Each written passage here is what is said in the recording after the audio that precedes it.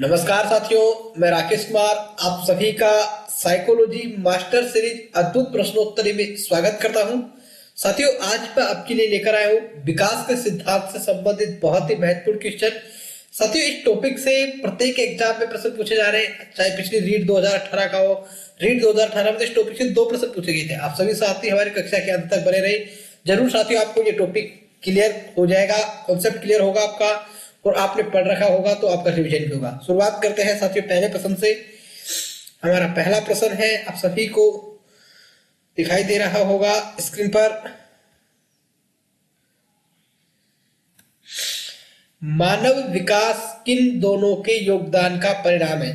साथियों, जो प्रश्न है रीट लेवल 2 2011 में पूछा गया प्रश्न है। ऑप्शन ए अभिभावक एवं अध्यापक का, ऑप्शन बी सामाजिक एवं सांस्कृतिक कारकों का, ऑप्शन सी वंशक्रम एवं वातावरण का, ऑप्शन डी इनमें से कोई नहीं। एक बार सभी साथी आंसर कमेंट करें, जो भी साथी वीडियो देख रहे हैं इस समय। साथियों, इसका जो राइट आंसर होगा ऑप्शन नंबर सी। साथियों, जो मानव विकास होता है वो वंशानुक्रम और वातावरण की जो अंतःक्रिया होती है, इन दोनों में जिसका परिणाम होता है, वंशानुक्रम एवं वातावरण का परिणाम होता है साथियों मानव विकास। आप सभी साथी ध्यान रखें, वंशाक्रम आनुवंशिकता शब्द भी आपको देखने को मिल सकता है इसकी जगह पर। आप सभी साथी शब्दों से कंफ्यूज ना हुए। चलते हैं साथियों अगले प्रश्न की ओर। अगला प्रश्न आप सभी को दिखाई दे रहा होगा। ये प्रश्न जो है रीट लेवल 1 2011 में पूछा गया प्रश्न है साथियों। 2011 में जो आरटेट हुआ था लेवल 1 का, उससे पूछा गया है। विकास के संदर्भ में निम्न में से कौन सा कथन सत्य नहीं है? आपको असत्य कथन ढूंढना है। पहला है विकास की प्रत्येक अवस्था के अपने खतरे हैं। ऑप्शन बी विकास उकसाने बढ़ावा देने से नहीं होता है। ऑप्शन सी विकास सांस्कृतिक परिवर्तन से प्रभावित होता है। ऑप्शन डी विकास की प्रत्येक अवस्था की अपनी विशेषताएं होती है। एक बार सभी साथी आंसर कमेंट करें, जो भी साथी इस समय वीडियो देख रहे हैं। साथियों, पहला जो ऑप्शन हमारा विकास की प्रत्येक अवस्था के अपने खतरे होते हैं, बिल्कुल साथियों, विकास की प्रत्येक अवस्था के अपने खतरे होते हैं। खतरे अर्थात आप सभी साथी लगा लीजिए कठिनाइयां होती है। बालक का जो विकास होता है वो विभिन्न अवस्थाओं बालक को खतरे क्या होते हैं। जैसे मान लो बालक किसी समूह में रह रहा है और वो समूह नशा करता है, तो वो समूह में नशा करेगा तो वो उसको भी गलत आदत लगेगी, नशे की आदत लग जाएगी। इस प्रकार से विकास जो है, विकास के अपने खतरे होते हैं। ये नहीं कि विकास धनात्मक हो, विकास ऋणात्मक भी हो सकता है। विकास उकसाने या बढ़ावा देने से नहीं होता है। साथियों, आप सभी को बता दूं मैं, विकास उकसाने या बढ़ावा देने, अर्थात उकसाने या बढ़ावा देने से हमारे यहाँ पर तात्पर्य किसी उद्दीपन से है। अगर आपको कोई उद्दीपन दिया जाएगा तो उससे बालक का विकास होगा। तो यहाँ पर ये जो कथन है बिल्कुल गलत है। विकास उकसाने या बढ़ावा देने से नहीं होता है साथियों। तो आपका राइट आंसर हो जाएगा option number B. Option C कह रहा है विकास सांस्कृतिक परिवर्तन से प्रभावित होता है। बिल्कुल साथियों, जो विकास होता है सांस्कृतिक परिवर्तन, अर्थात आप जिस संस्कृति में रह रहे हैं, जिस संस्कृति का माहौल आपको मिल रहा है, आप उस संस्कृति से प्रभावित होंगे। आप देख सकते हैं एक अलग राज्य में रहने वाले बालक का विकास अलग तरीके से होता है, उसकी बोली अलग होती है, अलग तरह का वो बिहेवियर करता है। तो ये सब आपको चेंजेस संस्कृति से देखने को मिल जाएंगे। विकास की प्रत्येक अवस्था की अपनी विशेषताएं होती है। बिल्कुल साथियों, विकास की जो होती है प्रत्येक अवस्था की अपनी अपनी विशेषताएं होती है। किसी अवस्था में बालक किसी गति से सीखता है या फिर किस प्रकार का विकास वो करता है, ये सब बातें हैं साथियों। तो हमारा right answer option number B. चलते हैं साथियों अगले प्रश्न की ओर। अगला प्रश्न है हमारा जो कि रीट लेवल 2 2011 में पूछा गया है। आरटेट जो हुई थी लेवल 2 वाली 2011 में, उसमें निम्न में से कौन सा कथन विकास के बारे में सत्य नहीं है? ऑप्शन ए विकास अंतःक्रिया का फल है। ऑप्शन बी विकास एक व्यवस्थित श्रृंखला का अनुगामी है। ऑप्शन सी विकास एक व्यक्तिगत प्रक्रिया है। ऑप्शन डी विकास विशिष्ट से सामान्य की ओर होता है। आप सभी साथियों देख पा रहे होंगे कि किस तरह के सरल सरल क्वेश्चन अभी तक एग्जाम में पूछे गए। आप सभी साथी विकास का जो सिद्धांत का जो चैप्टर है, ज्यादा बड़ा चैप्टर नहीं है, ज्यादा से ज्यादा 15 या 20 सिद्धांत आपको देखने को मिलेंगे। आप अगर सिद्धांतों के बारे में अपना कॉन्सेप्ट क्लियर कर लेते हैं तो इससे प्रश्न पूछे गए तो आप इस प्रश्नों को आसानी से हल कर सकते हैं। और आपको पता है साथियों, कट ऑफ एक के नंबर बहुत भारी पड़ती है। तो ऑप्शन ए हमारा क्या कह रहा है, विकास अंतःक्रिया का फल है। बिल्कुल अभी हमने पढ़ा था, कौन सी अंतःक्रिया? वंशानुक्रम और वातावरण के बीच की अंतःक्रिया का फल है। विकास एक व्यवस्थित श्रृंखला का अनुगामी है। विकास जो होता है एक व्यवस्थित श्रृंखला का अनुसरण करता है, अर्थात बालक का जो विकास होता है उसका एक निश्चित क्रम होता है, एक निश्चित पैटर्न को फॉलो करता है। विकास एक व्यक्तिगत प्रक्रिया है। बिल्कुल साथियों, विकास एक निश्चित पैटर्न को फॉलो तो करता ही है, लेकिन उसमें एक व्यक्तिगत प्रक्रिया है। प्रत्येक व्यक्ति का जो विकास होता है एक अपने अपने तरीके से होता है। ऐसा नहीं है कि सभी का विकास एक जैसा होता हो। आपको अंतर देखने को मिलेगा ही मिलेगा, क्योंकि कोई बालक आपने देखा होगा 7 जन्मे हो, लेकिन फिर भी वो कोई बालक 6 महीने पहले चलना सीखता है, कोई 8 महीने में चलना सीख जाता है। ये सब एक व्यक्तिगत प्रक्रिया है। अर्थात ऑप्शन बी, विकास विशिष्ट से सामान्य की ओर होता है। साथ ही ये कथन हमारा गलत है, क्योंकि विकास जो होता है सामान्य से विशिष्ट की ओर होता है। यहाँ पर उल्टा दिया हुआ है, तो हमारा राइट आंसर होगा ऑप्शन नंबर डी। चलते हैं साथियों अगले प्रश्न की ओर। अगला प्रश्न आप सभी को स्क्रीन पर दिखाई दे रहा है। निम्न में से कौन सा कथन विकास के संबंध में सही नहीं है? साथियों जो प्रश्न है जो हमारा आरटेट लेवल 1 2012 का हुआ था, उससे पूछा गया है। ऑप्शन ए, विकास प्रतिमानों की कुछ निश्चित विशेषताओं की भविष्यवाणी की जा सकती है। ऑप्शन बी, विकास का उद्देश्य वंशानुगत संभाव्य क्षमता का विकास करना है। ऑप्शन सी, विकास के विभिन्न क्षेत्रों में संभावित खतरे नहीं होते हैं। ऑप्शन डी, प्रारंभिक विकास बाद के विकास से अधिक महत्वपूर्ण है। एक बार सभी साथी आंसर कमेंट करें, जो भी साथी इस समय वीडियो देख रहे हैं। साथियों मोस्ट इंपोर्टेंट क्वेश्चन है।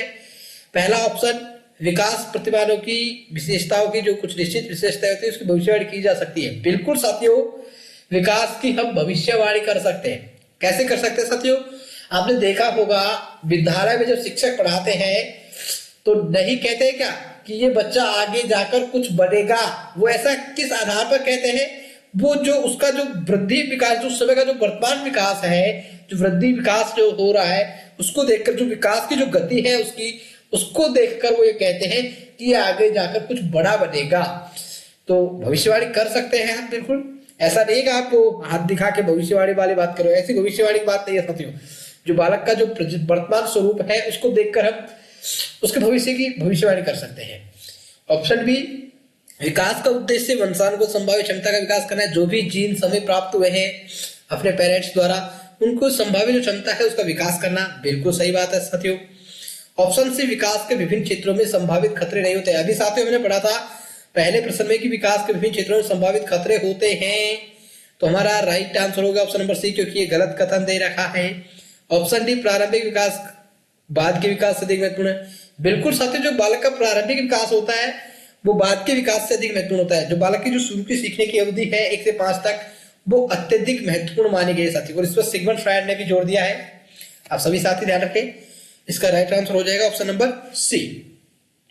चलते हैं साथियों अगले प्रश्न की ओर। अगला प्रश्न आप सभी को दिखाई दे रहा है। साथियों प्रश्न अभी हाल ही में जो एग्जाम हुआ था पिछला, रीट लेवल 1 2018, इसमें पूछा गया है और बहुत ही शानदार प्रश्न है। बड़े ध्यान से पढ़िएगा मित्रों। बच्चे के विकास को अक्सर शारीरिक, संज्ञानात्मक, भावनात्मक और सामाजिक जैसे 3 व्यापक क्षेत्र में विभाजित किया जाता है। विकास प्रक्रिया इन क्षेत्रों में कहां तक संबंधित है? साथियों विकास को इन्होंने व्यापक क्षेत्र बताए, शारीरिक, संज्ञानात्मक, भावनात्मक और सामाजिक। और ये कह रहे हैं कि ये जो प्रक्रिया है कहां तक इनमें विकास संबंधित है, विकास कहां तक होता है, कैसे होता है। तो ऑप्शन ए है, ये जो क्षेत्र दिए गए क्या ये अन्य को प्रभावित किए बिना स्वतंत्र रूप से विकसित है। ऑप्शन बी, एक एकीकृत और समग्र प्रकार में विकसित। ऑप्शन सी, आंशिक रूप से विकसित। ऑप्शन डी, बेतरतीब ढंग से विकसित। एक बार सभी साथी आंसर कमेंट करें, जो भी साथी इस समय वीडियो देख रहे हैं। और साथियों सेशन को शेयर करना ना भूले, क्योंकि इस सेशन को शेयर कर दीजिए एक बार अपने ग्रुपों में, जिससे कि और भी बच्चे हमारे साथ जुड़ सके। साथियों इसका जो राइट आंसर है ऑप्शन नंबर बी है। आप सभी को बता दूं मैं, जो विकास है, विकास के जो क्षेत्र है अलग अलग, वो एक प्रकार से क्या अन्य को प्रभावित किए बिना स्वतंत्र रूप से विकसित होते हैं क्या? आप देखिए, जिस बालक का शारीरिक विकास अच्छा नहीं होता है, क्या वो उसका मानसिक विकास अच्छे से हो पाएगा? नहीं हो पाएगा। अर्थात ये क्या है, एक तरीके में अंतर संबंधित है, एक प्रकार से जुड़े हुए हैं। तो यहाँ पर क्या कहा है, एकीकृत और समग्र प्रकार में, अर्थात सभी मिले हुए हैं और उस प्रकार से विकसित हो रहे हैं, एक प्रकार से अंतर संबंधित है। तो हमारा राइट आंसर हो जाएगा ऑप्शन नंबर बी, आंशिक रूप से विकसित। ये थोड़े थोड़े रूप से थोड़ी विकसित होते हैं, या फिर बेतरतीब ढंग से, जिसका कोई ढंग ही नहीं है, इस प्रकार से बिना तरीके के ढंग से विकसित थोड़ी होते हैं। इनका एक समग्र प्रकार में एक साथ सभी साथ साथ विकसित होते हैं, ऐसा साथियों। तो इसका राइट आंसर होगा ऑप्शन नंबर बी। चलते हैं साथियों अगले प्रश्न की ओर। अगला प्रश्न है हमारा, जो कि रीट लेवल 1 2018 में पूछा गया है। बहुत ही शानदार क्वेश्चन है साथियों। साथियों शुरू में एक बच्चा है और अपनी पूरी हथेली का उपयोग करके वस्तु को पकड़ता है। आपने देखा होगा छोटे बच्चे होते हैं, किसी भी कोई भी खिलौना उसके सामने आता है तो वो क्या करता है, पूरा शरीर से उसको झपट्टा मारता है, उसको पकड़ने की कोशिश करता है। धीरे धीरे वृद्धि और विकास के रूप में बच्चा उंगलियों और अंगूठे का उपयोग वस्तु उठाने के लिए करता है। आपने देखा होगा छोटा बच्चा किसी वस्तु को पकड़ते हैं पहले पूरा हाथ से पकड़ते हैं, पेंसिल ले लीजिए, लेकिन जब वो धीरे धीरे वृद्धि और विकास उनका होता है, धीरे धीरे वो परिपक्व होता है, तो वो क्या करता है, एक अपनी अंगुलियों से पेंसिल को उठा लेता है। तो इस प्रकार की जो प्रगति बालक में हो रही है वो कौन सी प्रगति है? ऑप्शन ए सिफेलोपोडल प्रगति, ऑप्शन बी प्रॉक्सिमोडिस्टल प्रगति, ऑप्शन सी व्यापक से विशिष्ट कार्यवाही प्रगति, ऑप्शन डी अनियमित प्रगति। एक बार सभी साथी आंसर कमेंट करें, जो भी साथी इस समय वीडियो देख रहे हैं। साथियों आपको मैं पहला बता दूं सिफेलोपोडल प्रगति क्या होती है। साथियों सिफेलोपोडल प्रगति को हम मस्तकोद्मुखीय विकास भी कहते हैं, और इसके द्वारा बालक का जो विकास होता है सिर से पैर की ओर होता है। तो ये तो हमारा राइट आंसर हो नहीं सकता, ऑप्शन ए हटा दीजिए साथियों। और ऑप्शन डी है अनियमित प्रगति। क्या बालक यहाँ पर अनियमित प्रगति कर रहा है? नहीं, बिल्कुल साथियों, बिल्कुल गलत है। तो ऑप्शन ए और डी तो हो ही नहीं सकता। अब साथियों प्रॉक्सिमोडिस्टल और व्यापक से विशिष्ट कार्यवाही प्रगति क्या है? साथियों इसके जो राइट आंसर है दोनों ही है, बी और सी। हमारे जो माध्यमिक शिक्षा बोर्ड है इसने दोनों ही आंसर सही माने हैं। दोनों क्यों माने, इसका भी कारण है साथियों। प्रोक्सिमोडिस्टल प्रगति क्या कहती है? प्रोक्सिमोडिस्टल जो प्रगति कहती है कि बालक का जो विकास होता है शरीर का वो केंद्र से बाहर की ओर होता है, अर्थात अपना जो केंद्र है हृदय उससे बाहर अपना जो अंगुली है हाथ की उस तक होता है। तो पहले केंद्र विकसित होगा, फिर उसके बाद कंधा, उसके बाद भुजा, कोहनी, उसके बाद हाथ, पूरा हाथ काम करेगा, फिर एक अंगुली काम करने लगेगी। इस प्रकार से तो माना गया है प्रोक्सिमोडिस्टल प्रगति, केंद्र से बाहर की ओर, संपूर्ण से एक सूक्ष्म की ओर। तो ये क्या है, प्रोक्सिमोडिस्टल प्रगति के तहत माना जाता है। और ऐसा ही साथियों दूसरे सिद्धांत में भी माना गया, दूसरा सिद्धांत भी इसके इक्वल है बिल्कुल, व्यापक से विशिष्ट कार्यवाही प्रगति, अर्थात सामान्य से विशिष्ट की ओर। आपने देखा होगा ये सिद्धांत सामान्य से विशिष्ट की ओर, जैसे कोई बच्चा है बहुत सारे व्यक्तियों को देखता है, उसमें से सभी को पापा पापा कहता है पहले, लेकिन वो जब विकास हो जाता है पहले सामान्य से, फिर उसमें अंतर करना सीख लेता है कि ये मेरे पापा है और पापा नहीं। तो एक ये जो क्या है व्यापक से विशिष्ट अर्थात सामान्य से विशिष्ट की ओर प्रगति कर रहा है। तो दोनों राइट ऑप्शन हो जाएंगे साथ ही इसके, ऑप्शन बी और सी। ध्यान रखें, इसलिए दोनों आंसर माने गए। चलते हैं साथियों अगले प्रश्न की ओर। अगला प्रश्न है हमारा, निम्न में से कौन सा विकास का सिद्धांत नहीं है? ऑप्शन ए विकास जीवन पर्यंत होता है, ऑप्शन बी विकास परिवर्त्य होता है, ऑप्शन सी विकास आनुवंशिकता एवं पर्यावरण दोनों के द्वारा प्रभावित होता है, ऑप्शन डी विकास सार्वभौमिक है तथा सांस्कृतिक संदर्भ से प्रभावित नहीं करते हैं। एक बार सभी साथी आंसर कमेंट करें। साथियों इसका जो राइट आंसर होगा ऑप्शन नंबर डी। क्यों होगा साथियों? विकास ऑप्शन ए है विकास जीवन पर्यंत होता है, बिल्कुल सही बात है। विकास गर्भावस्था से प्रारंभ होता है और मृत्यु पर्यंत अर्थात जीवन जब तक समाप्त नहीं जाता तब तक बालक का विकास होता रहता है। विकास परिवर्तन होता है साथी, विकास परिवर्तन होता है विकास से, बिल्कुल सही बात है। आनुवंशिकता एवं पर्यावरण दोनों के द्वारा प्रभावित होता है, ये भी हम पढ़ चुके हैं। साथी विकास सार्वभौमिक है, यहाँ तक ये कथन सही है, विकास सार्वभौमिक होता है क्योंकि विकास सभी जगह पर समान रूप से होता है। ऐसा नहीं है एक निश्चित क्रम को फॉलो करता है। ऐसा नहीं कि अमेरिका में होने वाला बच्चा पहले बोलना सीख जाएगा, पहले चलना सीख जाएगा, नहीं सीखेगा साथियों। चाहे अमेरिका में हो, चाहे राजस्थान में हो, चाहे कहीं का भी बच्चा हो, एक निश्चित पैटर्न को ही फॉलो करेगा। पहले वह घुटने के बल चलना सीखेगा, उसके बाद चलना सीखेगा। ऐसा नहीं वो सीधा दौड़ना शुरू कर देगा। तो हमारा राइट आंसर है विकास सार्वभौमिक। यहां तक सही, लेकिन सांस्कृतिक संदर्भ से प्रभावित नहीं करते। साथियों आप सभी ने देखा था सांस्कृतिक संदर्भ से प्रभावित करते हुए पहले प्रश्न में जान चुके हैं, क्योंकि बालक जिस संस्कृति में रहेगा उससे संबंधित विकास तो उसका होगा ही होगा ना। जैसे आप देख लीजिए 1947 के व्यक्ति का और आज के व्यक्ति का अगर आप विकास देखें तो क्या उस समय के व्यक्ति का विकास आज के व्यक्ति जैसा रहा होगा? बिल्कुल नहीं साथियों। तो हमारा right answer option number D हो जाएगा। चलते हैं साथियों अगले प्रश्न की ओर। अगला प्रश्न है हमारा, निम्नलिखित में से कौन सा विकास का सिद्धांत नहीं है? ऑप्शन ए निरंतरता का सिद्धांत, ऑप्शन बी व्यक्तिगत विभिन्नताओं का सिद्धांत, पैटर्न की एकरूपता का सिद्धांत, ऑप्शन डी विभिन्न अवस्थाओं में गति की समानता का सिद्धांत। एक बार सभी साथी कमेंट करें जो भी साथी वीडियो देख रहे हैं। साथी इसका जो राइट आंसर होगा ऑप्शन नंबर डी, विभिन्न अवस्थाओं में गति की समानता का सिद्धांत नहीं होता है। विभिन्न अवस्थाओं में गति समान थोड़ी रहती है। विभिन्न अवस्थाओं में जो विकास की गति होती है वो विभिन्न भिन्न होती है, अलग अलग होती है। निरंतरता का सिद्धांत हम जान चुके हैं, व्यक्तिगत विभिन्नताओं का सिद्धांत हम जान चुके हैं, व्यक्तिगत विभिन्नता क्या होती है, कैसे होती है। पैटर्न की एकरूपता आपको बता चुका हूँ साथी, पैटर्न की एकरूपता क्या होती है। चाहे कहीं का भी बच्चा हो, विकास सभी एक पैटर्न को फॉलो करेगा। ऐसा नहीं है कि कोई बालक सीधा होते ही दौड़ना शुरू कर देगा या फिर किताब पढ़ना शुरू कर देगा। वो एक निश्चित पैटर्न को फॉलो करेगा। विकास की जो विभिन्न अवस्थाएं हैं, जैसे गर्भावस्था, शैशवावस्था, बाल्यावस्था, उसमें जो विकास होगा वो अलग अलग गति से होगा। किसी में विकास तीव्र होगा, किसी में मंद होगा, किसी में बिल्कुल कम होगा, किसी में बहुत तेजी से विकास होगा। तो आप सभी साथी तैयार रखें, समानता नहीं है, विभिन्नता होती है। चलते हैं साथियों अगले प्रश्न की ओर। अगला प्रश्न आप सभी को स्क्रीन पर दिखाई दे रहा है। निम्नलिखित में से कौन बाल विकास के सिद्धांतों के संबंध में असत्य है? कौन सा कथन है जो बाल विकास के सिद्धांतों के असत्य है, गलत है? विकास परिपक्वता और अधिगम पर निर्भर करता है। ऑप्शन बी, विकास विशिष्टता से सामान्यता की ओर बढ़ता है। ऑप्शन सी, विकास सरलता से जटिलता की ओर बढ़ता है। ऑप्शन डी, विकास ऊंचे से नीचे की ओर बढ़ता है। एक बार सभी साथी आंसर कमेंट करें। जो भी साथी वीडियो देख रहे हैं, साथियों आपको करना कुछ नहीं, 15-20 सिद्धांत मात्र उनको पढ़ लेना अच्छे से और सब क्लियर कर लेना अपना। वही बात अलग अलग शब्दों में पूछी जा रही है, सेम प्रश्न है, बस उसी बात को थोड़ा शब्द चेंज करके दिए जा रहे हैं। विकास परिपक्वता और अधिगम पर निर्भर करता है, बिल्कुल साथियों। मैं कल भी चर्चा की थी, जो बालक परिपक्व नहीं होगा तो क्या वो चलना सीख जाएगा? क्या 8वीं का बच्चा 12वीं का किताब पढ़ चुकेगा, 12वीं कोर्स पढ़ चुके? ऐसा मतलब परिपक्व जब तक बालक नहीं होगा तब तक, जब तक बालक की मांसपेशी विकसित होगी तो बालक चलना नहीं सीख पाएगा। विकास सरल से जटिल की ओर होता है और ऊंचे से नीचे की ओर अर्थात सिर से पैर की ओर होता है। विकास विशिष्टता से सामान्यता की ओर बढ़ता है, ये बिल्कुल गलत है, सामान्य से विशिष्ट की ओर होता है। तो ऑप्शन बी इसका राइट आंसर हो जाएगा। चलते हैं साथियों अगले प्रश्न की ओर। अगला प्रश्न है हमारा, सिफेलोकोडल विकास नियम के अनुसार संपूर्ण शरीर का समान विकास।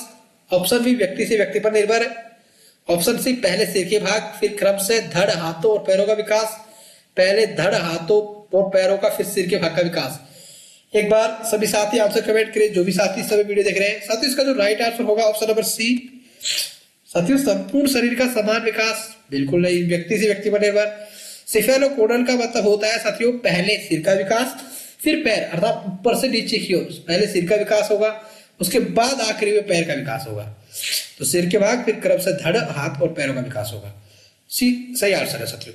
सिफेलोकोडल की जगह आपको वस्त्रकोदमुखीय विकास भी देखने को मिल सकता है, ध्यान रखें साथियों हिंदी में। लेकिन आप ऐसी जो टर्म है उनको अंग्रेजी में याद करें। आपको ये जो सिफेलोकोडल मिलेगा, अंग्रेजी में आपका जो पेपर आता है वो हिंदी और इंग्लिश बाइलिंगुअल आता है। आपको ये टर्म अंग्रेजी में एक ही देखने को मिलेगी, सिफेलोकोडल, और हिंदी में इसके कई नाम देखने को मिलेंगे, सिरपदाभिमुखी सिद्धांत, मस्तकोबोधिमुखी सिद्धांत, और भी देखने को मिल सकते हैं साथियों। तो अंग्रेजी में ऐसी टर्म याद करें। अगला प्रश्न है साथियों हमारा, निम्नलिखित में से किसने विकास के चरणों से जुड़े विकास सिद्धांत को प्रस्तुत नहीं किया? Option A Freud, option B Bandura, option C पियाजे, ऑप्शन डी एरिक्सन। एक बार सभी साथी आंसर कमेंट करें, जो भी साथी इस समय वीडियो देख रहे हैं। साथियों फ्रायड ने विकास से संबंधित सिद्धांत दिया है, और कौन सा सिद्धांत दिया है?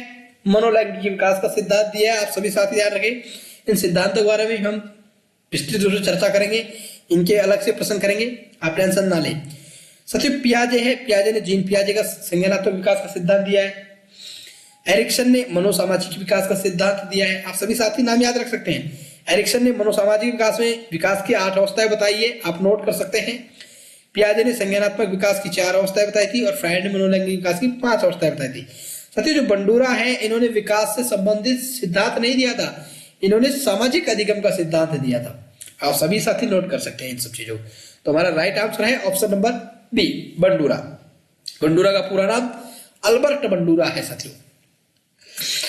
अगला प्रश्न है साथियों हमारा, लिखते समय किसी बच्चे द्वारा पेन या पेंसिल को पकड़ने के लिए उंगलियों के उपयोग से पहले अपने पूरे हाथ का उपयोग निम्न को निरूपित करता है। साथियों अभी हमने पहले पढ़ा है, रीट लेवल में 2018 प्रश्न पूछा गया है, वही प्रश्न है लेकिन इसको अलग भाषा में पूछ लिया गया है। तो इसका जो राइट आंसर आप सभी साथी कमेंट कर सकते हैं। सिफेलोकोडल, प्रॉक्सिमोडिस्टल सिद्धांत, तंत्रिकी नियंत्रण और विशिष्ट संचलन।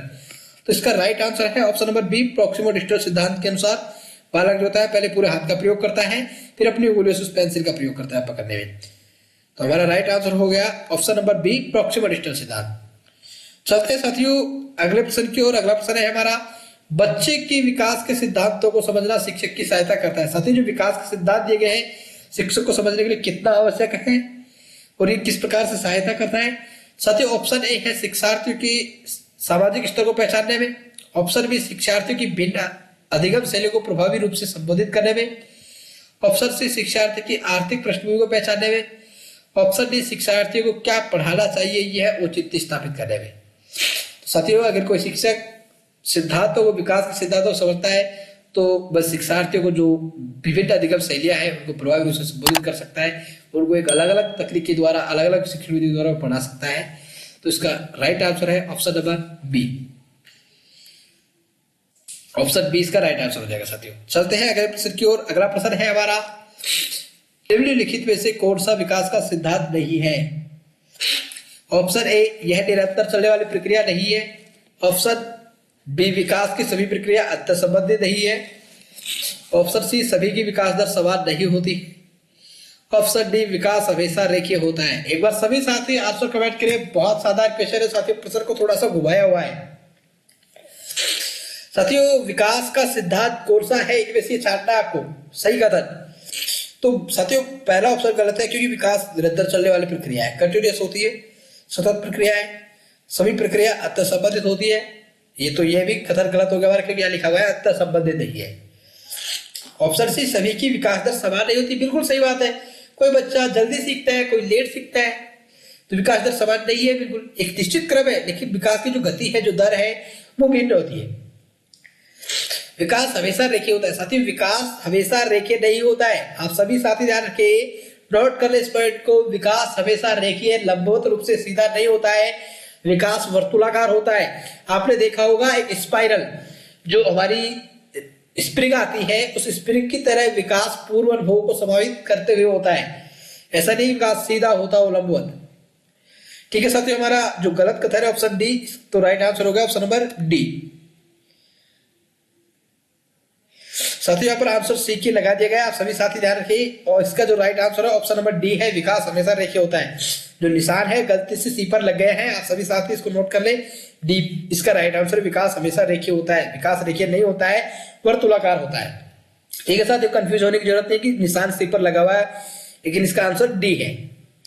चलते हैं साथियों अगले प्रश्न की ओर। अगला प्रश्न है हमारा, एक बालक पहले पूरे हाथ को, फिर उंगलियों को तथा फिर हाथ और उंगलियों को एक साथ चलाना सीखता है। यह उदाहरण वृद्धि और विकास के किस सिद्धांत को दर्शाता है? ऑप्शन ए, सामान्य से विशेष का सिद्धांत। ऑप्शन बी, एकीकरण का सिद्धांत। ऑप्शन सी, व्यक्तिगत भिन्नता का सिद्धांत। ऑप्शन डी, निरंतरता का सिद्धांत। एक बालक है, पहले पूरे हाथ को, फिर उंगलियों को, फिर हाथ और उंगलियों को एक साथ चलाना सीख जाता है। तो ये उदाहरण जो है साथियों, विकास के एकीकरण के सिद्धांत से संबंधित है।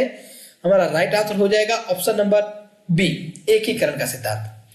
चलते हैं साथियों अगले प्रश्न की ओर। अगला प्रश्न है हमारा, विकास के सिद्धांतों के बारे में निम्नलिखित में से कौन सा कथन गलत है? ऑप्शन ए, विकास एक परिमाणात्मक प्रक्रिया है जिसका ठीक ठाक मापन हो सकता है। ऑप्शन बी, विकास परिपक्वता और अधिगम पर आधारित होता है। ऑप्शन सी, विकास वंशानुगतता और वातावरण के बीच सतत अनन्य क्रिया से होता है। प्रत्येक बच्चा विकास के चरणों से गुजरता है, फिर भी बच्चों में व्यक्तिगत भिन्नताएं बहुत होती है। एक बार सभी साथी आंसर कमेंट करें। साथियों, ऑप्शन ए इसका राइट आंसर हो जाएगा। आप सभी साथी ध्यान चुके हैं, विकास एक परिमाणात्मक प्रक्रिया नहीं है, विकास गुणात्मक प्रक्रिया है। उसमें परिमाणात्मक भी शामिल होता है, क्योंकि वृद्धि भी शामिल होती है, लेकिन परिमाणात्मक प्रक्रिया ही नहीं इसका ठीक ठाक वापस होता है। विकास एक गुणात्मक प्रक्रिया है और उसका मापन नहीं किया जा सकता है प्रत्यक्ष रूप से, उसका आकलन किया जा सकता है, निरीक्षण किया जा सकता है। तो हमारा कौन सा कथन गलत हो गया? Option number A. और ये सभी कथन आप सब बार बार चर्चा करेंगे साथियों, बिल्कुल पढ़ चुके हैं। अगला प्रश्न है साथियों हमारा, विकास का सिरह पदाभिमुख दिशा सिद्धांत व्याख्या करता है। जो विकास का सिर पदाभिमुख दिशा सिद्धांत है वो व्याख्या करता है कि विकास किस प्रकार से आगे बढ़ता है। ऑप्शन ए, सामान्य से विशिष्ट कार्य की ओर। ऑप्शन बी, भिन्न से एकीकृत कार्य की ओर। ऑप्शन सी, सिर से पैर की ओर। ऑप्शन डी, केंद्र से बाहर की ओर। एक बार सभी साथी आंसर कमेंट करें। साथी यहाँ पर सिर पदाभिमुख की बात की गई है, न कि सिर पदाभिमुख का मतलब सिफेलोकोडल। हम चर्चा कर चुके हैं साथी सिर्फ सिफेलोकोडल की, बस शब्द आपको देखने को मिला है सिर पदाभिमुख, इसीलिए मैं आपसे कह रहा हूं अंग्रेजी टर्म याद करें। तो इसका राइट आंसर हो जाएगा ऑप्शन नंबर सी, सिर से पैर की ओर सिफेलोकोडल विकास होता है सिर पदाभिमुख दिशा सिद्धांत में। अगला प्रश्न है साथियों हमारा, निकट दूर प्रॉक्सिमल डिस्टल, अर्थात देखिए यहाँ पर निकट दूर आपको शब्द देखने को मिल गया हिंदी में, मध्य से बाह्य भी देखने को मिल सकता है, लेकिन आप याद रखें प्रॉक्सिमल डिस्टल, अंग्रेजी में आपको ये टर्म देखने को मिलेगी। जो प्रॉक्सिमल डिस्टल है उस सिद्धांत में विकास किस प्रकार होता है? ऊपर से नीचे की ओर, केंद्र से सिरों की ओर, दोनों ओर बराबर और नीचे से ऊपर की ओर। एक बार सभी साथी आंसर कमेंट करें। साथियों जो प्रोक्सिमल डिस्टल है, प्रोक्सिमल डिस्टल जो विकास की निश्चित दिशा का सिद्धांत जो है, प्रोक्सिमल डिस्टल में विकास जो होता है केंद्र से सिरों की ओर होता है। ऑप्शन बी इसका राइट आंसर हो जाएगा। चलते हैं साथियों अगले प्रश्न की ओर। एक बालक जो कि शारीरिक रूप से कमजोर है में सावेगिक, सामाजिक और मानसिक विकास निम्न स्तरीय है। यह उदाहरण विकास के किस सिद्धांत को प्रदर्शित करता है? ऑप्शन ए एकीकरण का सिद्धांत, ऑप्शन बी अंतर संबद्धता का सिद्धांत, ऑप्शन सी निरंतरता का सिद्धांत, ऑप्शन डी एक रूपता का सिद्धांत। एक बार सभी साथी आंसर कमेंट करें। साथियों कोई बालक अगर शारीरिक रूप से कमजोर है तो वो विकास के अन्य क्षेत्रों में भी कमजोर होगा, उसका फर्क पड़ता है, क्योंकि विकास के जो सभी पक्ष है क्या है, आपस में एक दूसरे से परस्पर संबंधित है। तो हमारा राइट आंसर होगा ऑप्शन नंबर बी। बालक शारीरिक रूप से कमजोर है, आपने सुक्ति भी पढ़ी होगी, स्वस्थ शरीर में स्वस्थ मस्तिष्क का निवास करता है। तो जब व्यक्ति का शरीर सही नहीं है तो वह क्या मानसिक रूप से, सामाजिक रूप से, सामाजिक रूप से स्वस्थ हो पाएगा? बिल्कुल नहीं साथियों, उसका प्रभाव पड़ेगा। तो क्यों पड़ रहा है? क्योंकि ये आपस में एक दूसरे से संबंधित है। चलते हैं साथियों अगले प्रश्न की ओर। अगला प्रश्न है हमारा, रीढ़ की हड्डी हृदय से पूर्व विकसित होती है। जो हमारी रीढ़ की हड्डी है जो हमारे हृदय से पहले विकसित हो जाती है, यह निम्न प्रवृत्ति के संचालन के कारण होता है। ऐसी कौन सी प्रवृत्ति हमारे अंदर संचालित होती है जिसके द्वारा पहले रीढ़ की हड्डी विकसित होती है और बाद में हृदय का विकास होता है? कौन सी प्रवृत्ति के माध्यम से होता है? सामान्य से विशिष्टक, B cephalocaudal, option C proximal distal, option D भाग से संपूर्णक। एक बार सभी साथी आंसर कमेंट करें। सतीश का जो राइट आंसर है कि आधार विकास हमारा कैसे हो रहा है? केंद्र से बाहर की ओर। तो इसका राइट आंसर होगा option number C proximal distal. चलते हैं साथियों अगले प्रश्न की ओर। अगला प्रश्न है हमारा, मस्तकाधोमुखी विकास क्रम में सबसे पहले विकसित होने वाला शरीर का अंग है। मस्तकाधोमुखी मतलब सिफेलोकोडल में सबसे पहले शरीर का कौन सा विकसित होता है? केंद्र होता है, सिर होता है, मुख होता है, पैर होता है। साथियों जो प्रश्न है विभिन्न परीक्षाओं में पूछे जा चुके हैं, मोस्ट इंपोर्टेंट प्रश्न है। प्रश्न वही है लेकिन पूछने का जो तरीका है, जो पैटर्न है वो चेंज कर दिया जाता है। वही है, आपको समझने की जरूरत है, प्रश्न को ध्यान से पढ़ने की जरूरत है, कॉन्सेप्ट क्लियर करने की जरूरत है, ना कि रटने की जरूरत है। आप रट लोगे आपका प्रश्न बिल्कुल सही नहीं होने वाला है। आपको कॉन्सेप्ट क्लियर करना है कि सिद्धांत क्या कहता है। तो सिफेलोकोडल अर्थात मस्तकाधोमुखी विकास क्रम में सबसे पहले सिर का विकसित होता है और अंत में पूछने जाए तो पैर का। ध्यान रखें साथियों, ऑप्शन नंबर बी सिर सबसे पहले विकसित होता है। अगला प्रश्न है साथियों हमारा, एक शिशु को पिता को अन्य पुरुषों से अंतर करने में समय लगता है। साथियों हमने चर्चा की थी पहले इस प्रश्न की। एक शिशु है, उस पिता को अन्य बहुत सारे पुरुषों उसमें से अंतर करने में समय लगता है। तो ऐसा जो विकास का दृष्टिकोण है किस सिद्धांत के कारण हो रहा है? पूर्ण से अंश, केंद्र से परिधि, सामान्य से विशिष्ट और अंश से पूर्ण। बालक सर्वप्रथम देखता है बहुत सारे पुरुषों को, सभी को पापा कहता है, जो स्त्रियां होती है उनको सभी को माँ कहकर बुलाता है, मम्मी मम्मी। लेकिन वो एक निश्चित समय में पहचान कर लेता है कि यह मेरी माँ है और ये मेरे पिता है। तो ऐसा किसके लिए करता है? अर्थात ये सिद्धांत जो है सामान्य से विशिष्ट की ओर करता है। पहले सभी को सामान्य मानता है और फिर उस विशिष्ट चीज की पहचान कर लेता है। तो हमारा राइट आंसर होगा ऑप्शन नंबर सी। चलते हैं साथियों नेक्स्ट प्रश्न की ओर। एक पिता अपने 4, 6 और 12 वर्ष की आयु के सभी बच्चों से उम्मीद करता है कि वह एक साथ समान विषय सीखे। साथियों एक पिता है, एक 4 साल का बालक है, एक 6 का है और एक 12 का है, और वह इन सभी से उम्मीद कर रहा है कि सभी बालक एक साथ समान विषय सीखे। तो ऐसा करना, ऐसा उसके पिता का सोचना विकास के किस सिद्धांत का खंडन होगा? विकास की अलग अलग दरें होती है, विकास सरलता से जटिलता की ओर आगे बढ़ता है, विकास परिपक्वता और अधिगम पर निर्भर करता है, विकास एक सतत प्रक्रिया है। तो साथियों जो सिद्धांत है विकास परिपक्वता और अधिगम पर निर्भर करता है। एक 4 साल का बालक और 12 साल का बालक, साथियों दोनों एक साथ समान विषय को कैसे सीख पाएंगे?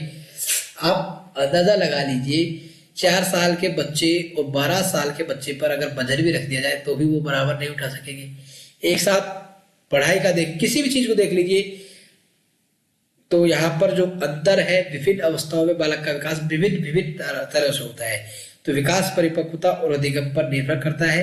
बालक परिपक्व नहीं हुआ होगा, 12 साल का व्यक्ति अधिक परिपक्व हो गया, 4 साल के व्यक्ति को अभी अनुभव नहीं है, तो ये क्या है विकास में प्रभावित करते हैं। तो हमारा राइट आंसर होगा ऑप्शन नंबर सी, विकास परिपक्वता और अधिगम पर निर्भर करता है। अगला प्रश्न है साथियों हमारा, निम्नलिखित में से कौन सा मानव विकास का सिद्धांत नहीं है? ऑप्शन ए निरंतरता, ऑप्शन बी विलोमीयता उत्क्रमणीयता, ऑप्शन सी क्रमिकता, ऑप्शन डी सामान्य से विशिष्ट। एक बार सभी साथी आंसर कमेंट करें। साथियों, हम पढ़ चुके मानव विकास का सिद्धांत निरंतर होता है, क्रमिकता होती है, क्रम को फॉलो करता है, सामान्य से विशिष्ट की ओर होता है। तो हमारा कौन सा राइट आंसर सही नहीं है? ऑप्शन नंबर बी, विकास जो होता है विलोमीयता उत्क्रमणीयता नहीं पाई जाती है।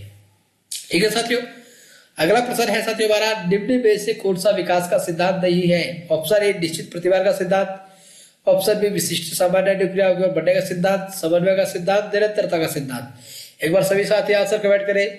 साथियों पर आपको स्पष्ट रूप से दिखाई दे रहा होगा विकास विशिष्ट से सामान्य की ओर नहीं, सामान्य से विशिष्ट की ओर होता है। आप सभी साथी ध्यान रखें इस चीज को, बार बार ये लाइन आपको देखने को मिल रही है, विकास सामान्य से विशिष्ट की ओर होता है, लेकिन विशिष्ट सामान्य की ओर। तो हमारा राइट आंसर होगा ऑप्शन नंबर बी।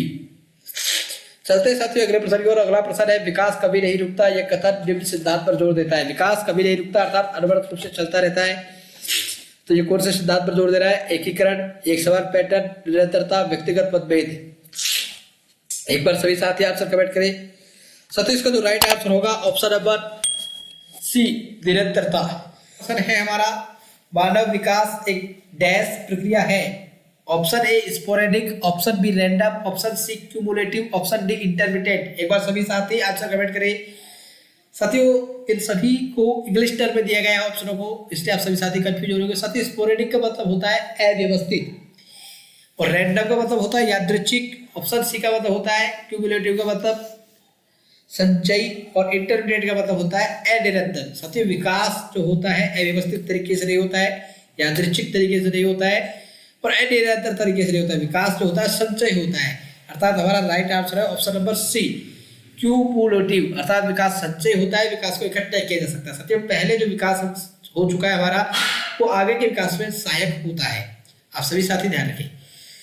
चलते हैं साथियों अगले प्रश्न की ओर। अगला प्रश्न है हमारा, कई उत्तक एक प्रणाली को जन्म देने के लिए समन्वय करते हैं, इसे डैश रूप में जाना जाता है। ऑप्शन ए निरंतरता, ऑप्शन बी विशेषता, ऑप्शन सी विभेदन, ऑप्शन डी एकीकरण।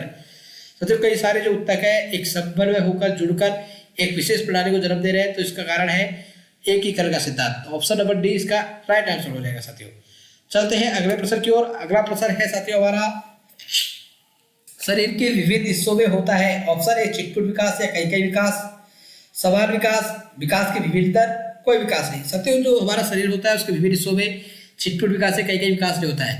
विकास होता है सभी जगह होता है, शरीर कई विकास होता है। ऑप्शन बी समान विकास। साथियों जो सभी का विकास है वो समान रूप से नहीं होता है, अलग अलग तरीके से होता है।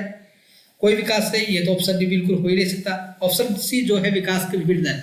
साथियों विकास जो होता है उसके क्षेत्रों में विकास की विभिन्न गतियाँ होती है, विकास विभिन्न गतियों के माध्यम से होता है, विभिन्न दर होती है उसकी। कोई बालक जल्दी कार्य करना सीख जाता है, कोई बालक लेट तक सीखता है, तो विकास की विभिन्न गतियाँ होती है साथियों। तो हमारा राइट आंसर है ऑप्शन नंबर सी। चलते हैं साथियों अगले प्रश्न की ओर। अगला प्रश्न है हमारा, विकास की गति एक व्यक्ति से दूसरे में भिन्न होती है। बिल्कुल साथियों इस बात को हम पढ़ते आ रहे हैं कि विकास की जो दर है, जो गति है, वो सभी में अलग अलग होती है, किंतु यह एक डैश नमूने का अनुगमन करती है। लेकिन जो विकास है वो एक निश्चित नमूने का अनुसरण करती है, एडी से चोटी तक का, अव्यवस्थित, अप्रत्याशित और क्रमबद्ध और व्यवस्थित। साथियों जो विकास है एक यूनिक पैटर्न अर्थात निश्चित पैटर्न को फॉलो करता है और व्यवस्थित तरीके से होता है। साथियों हमारा जो राइट आंसर है ऑप्शन नंबर डी। साथियों तो हमारा राइट आंसर हो जाएगा ऑप्शन नंबर डी, क्रमबद्ध तरीके से। क्योंकि साथियों बालक जो होता है शुरू में होते पढ़ना नहीं सीखेगा, वो एक निश्चित प्रकार से कै बोलना सीखेगा, फिर दो शब्दों को मिलाकर बोलना सीखेगा, फिर वो धीरे धीरे पढ़ना सीखेगा। तो हमारा right answer option number D. साथियों आज की कक्षा हमारी यही समाप्त होती है। आप सभी को वीडियो को अंत तक देखने के लिए बहुत बहुत धन्यवाद। और आप सभी को हमारी कक्षा कैसी लगी एक बार कमेंट बॉक्स में कमेंट करके सभी साथी जरूर बताइएगा। और आपको अगर हमारी कक्षा अच्छी लग रही है तो वीडियो को लाइक करें और अपने साथी दोस्तों के साथ शेयर करें, जिससे सभी साथी हमारे साथ जुड़े और इन कक्षाओं का फायदा उठा सके। धन्यवाद साथियों, मिलेंगे फिर से एक और बेहतरीन वीडियो में।